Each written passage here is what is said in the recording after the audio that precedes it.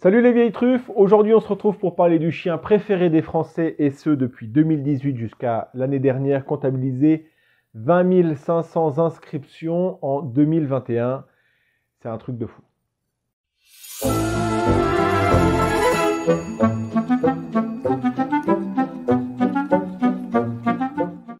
Alors, avant de parler berger australien, on va essayer de comprendre d'où il vient ce berger australien. Plusieurs théories diffèrent, mais ce qui est sûr, c'est que cette race telle qu'on la connaît aujourd'hui, parce qu'elle a subi des évolutions à travers le temps, bien évidemment, elle vient pas d'Australie, mais plutôt des États-Unis.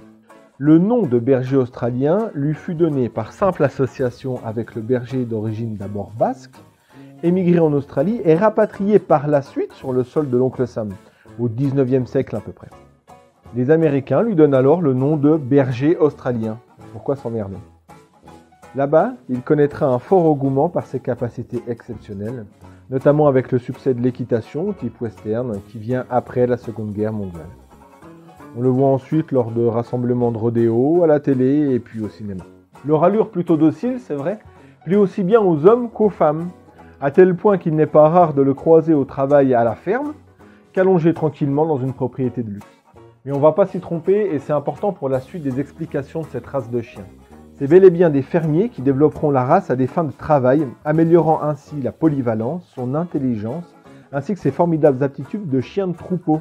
Et oui, il ne faut pas oublier que le chien de berger, on a chien, mais on a aussi berger. On a donc affaire à un chien type berger, type travail. Chaque berger australien est unique d'un point de vue esthétique, tant les variantes de robes sont nombreuses. Mais le dévouement qu'il porte à sa famille est un trait de caractère commun à la race, ce qui lui garantit une popularité toujours grandissante. Comme on l'a vu, c'est un chien de travail. Les chiens de berger sont des chiens qui ont besoin de grands espaces et de responsabilités. Son patrimoine génétique, il est très ancré par le travail au plein air, sur de grands espaces, avec des troupeaux, des bêtes, mais surtout en lien étroit avec son maître. Ce qui est intéressant avec les chiens type berger, notamment le berger australien, c'est qu'on a des courbures intéressantes et un profil très agile, ce qui vous permet quasiment de tout faire avec lui. Aussi bien de la balade, de la rando, du chien de troupeau, de l'agility, du chien de famille. Vous allez vraiment pouvoir tout faire avec lui et surtout, et ce qui est important pour le chien, c'est qu'il va prendre plaisir à la gratification que vous allez lui donner quand il va exécuter une tâche. Le berger australien est un chien plutôt sain en ce qui concerne les maladies, mais il va être confronté lui aussi à certains types de maladies qui peuvent fréquemment intervenir chez ces races de chiens. On va trouver notamment des maladies oculaires comme principalement la dysplasie rétinienne ou la cataracte. En ce qui concerne le côté neurologique, on va surtout avoir quelques cas d'épilepsie et de la surdité congénitale. Évidemment, on n'oublie pas la fameuse dyslexie de la hanche dont beaucoup de chiens souffrent. Ça fera l'objet d'une prochaine vidéo. Alors, tous ces problèmes peuvent être évités. Ils peuvent aussi être pris à temps dans, à minima, diminuer les conséquences de ces problématiques. À partir du moment où vous faites suivre votre chien correctement chez un vétérinaire, une visite de temps en temps, ça fait jamais de mal. En parlant des maladies, on va prendre le temps de parler de quelque chose qui est très important à considérer quand vous prenez un chien type berger australien. Les bergers australiens sont fortement concernés par la mutation du gène MDR1. Ce gène sert à la fabrication d'une protéine, la glycoprotéine P ou PGP, qui expulse du cerveau certains médicaments qui auraient tendance à s'accumuler en trop grande quantité, provoquant une intoxication. Alors, les médicaments qui peuvent poser le plus de problèmes chez les chiens à gène MDR1 muté, ça va être certains antiparasites, des antidiurétiques, des antivomitifs, des sédatifs et des antibactériens entre autres. Il est donc évidemment impératif d'emmener votre chien type berger australien chez votre vétérinaire. Ça concerne aussi d'autres races de chiens type berger, comme les border collie par exemple, pour qu'ils puissent faire un prélèvement et une analyse pour savoir si votre chien est concerné ou non par le gène MDR1 muté. Donc c'est important de le faire parce qu'on estime aux dernières nouvelles que chez les bergers australiens, 52 à 54% vont être porteurs de ce gène muté. Ça équivaut à 1 sur 2. Alors, la première question qu'il faut se poser pour savoir si un berger australien serait un bon compagnon pour vous, c'est d'abord d'essayer de comprendre votre mode de vie à vous. Est-ce que vous êtes sportif? Est-ce que vous avez du temps à consacrer à votre chien? Vous allez avoir des chiens qui vont être bien plus aptes à une vie sédentaire, donc c'est-à-dire qu'ils vont bien s'acclimater au canapé, même si le berger australien, évidemment, s'acclimate bien au canapé, mais c'est des chiens qui ont besoin d'exercice, c'est des chiens qui ont besoin de plein air, c'est des chiens qui ont besoin d'exercer un travail, quel qu'il soit, avec vous. Donc avant de prendre un berger australien, il va falloir vous poser ce type de questions. Par pitié, ne choisissez pas un berger australien uniquement parce qu'esthétiquement, il vous plaise. C'est le cas des effets de mode chez les races de chiens. Ça fera aussi l'objet d'une future vidéo. Mais n'achetez pas votre chien, ne choisissez pas votre chien comme la plupart des gens choisissent leur bagnole simplement sur des critères esthétiques. Le berger australien est un chien qui va pleinement croire en la relation qu'il va avoir avec son propriétaire ou ses propriétaires. Et donc, il va vraiment se donner corps et âme à vous. C'est d'ailleurs pour ça que ce sont des bons chiens de travail.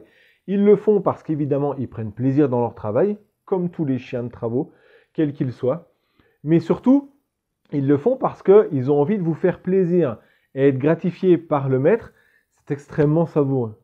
Étant donné qu'on a un chien qui est très actif, il va être très compliqué de pouvoir pallier à son besoin de vider son énergie autrement qu'en lui proposant une activité qui est faite pour ça. Vous allez donc tout naturellement vous confronter à un certain nombre de problèmes si vous ne respectez pas ces règles-là. Vous pouvez vous confronter à des problèmes de détérioration de la part de votre chien et aussi un certain nombre de problèmes au niveau des relations sociales, les relations qu'il va entretenir notamment avec ses congénères, les autres chiens.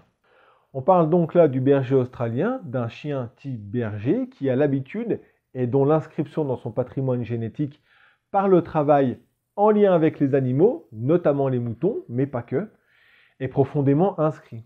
Si vous ne faites pas travailler votre chien sur un travail quel qu'il soit, mais en tout cas en lien avec vous, vous risquez d'avoir des problèmes de cohabitation avec d'autres espèces.